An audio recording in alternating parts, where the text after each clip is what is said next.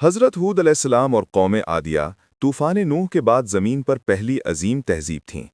कद में लंबे, ताकत में बेमिसाल और बुलंदोबाला महलों के माहिर तामीर, मगर उनके दिल खाली थे। कौम आद यमन और ओमान के दरमियान हवा के बेरहम झोंकों वाली वादियों में आबाद थी। वो पहाड़ों को तराश कर घर बनाते थे और ऐसे सतून खड़े करते थे जो आसमान को छूते थे। वो अपनी शानदार शहर को इरम ज़ातुल अमाद कहते थे, अपने ज़माने का एजाज।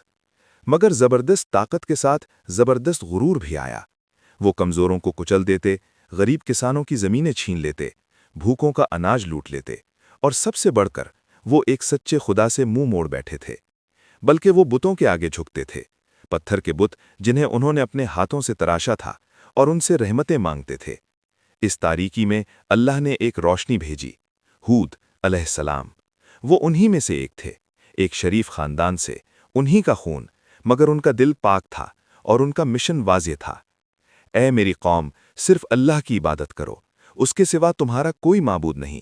क्या तुम उससे नहीं डरते? वो उन्हें झूठे माबूदों को छोड़ने पर मजबूर करते, जुल्म से रोकते, बागों और बारिशों का जिक्र करते, जो कादिर मुतलक का तोहफा थे, तोहफे जो शुक्रगुजारी मांगते थे, लालच नहीं। मगर मुतकब्बिर सरदार हंस पड़े। हम तुझको क्यों सुने? उन्होंने तंज किया। हम आद हैं, हमसे ताकतवर कोई नहीं। क्या हम अपने बाप दादा के बुत छोड़ दें? क्या हम उनको खाना खिलाएं जिन्हें हमने शिकस्त दी है? तू सिर्फ एक झूठा है हूद।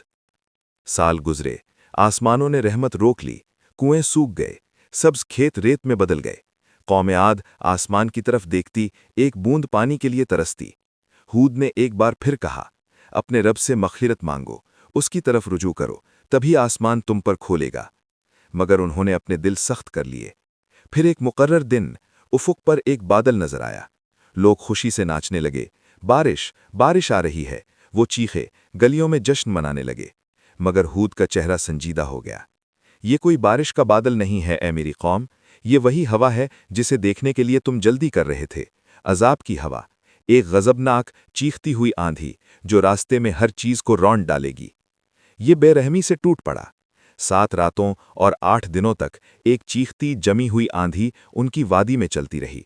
ये दरख्तों को उखाड़ फेंकती, उनके जबरदस्त सतूनों को भूसे की तरह उड़ाकर फेंक देती, उनके महलों को रेत के पहाड़ों तले दबा देती। ताकतवर कमजोर हो गए, मुतकब्बिर जमीन बोस हो गए। कौम आद जमीन से मिट गई, गोया वो कभी थी ही नहीं। जब हवा आखिर थम गई, सरजमीन पर सुकूत छा गया। हूद अलैहिस्सलाम बचा लिए गए, उन चंद ईमान वालों के साथ जिन्होंने यकीन किया था। अल्लाह ने उन्हें तूफान से पहले निकलने का हुक्म दिया था, हज़रे मौत की सरजमीन की तरफ, जहां उन्होंने इबादत और अमन में अपनी जिंदगी गुजारी। और आद का क्या हुआ? उनके खंडरात आज भी कहीं रेत तले दबे हुए हैं, उन सब के लिए जो उनके रास्ते पर चलने का सोचें।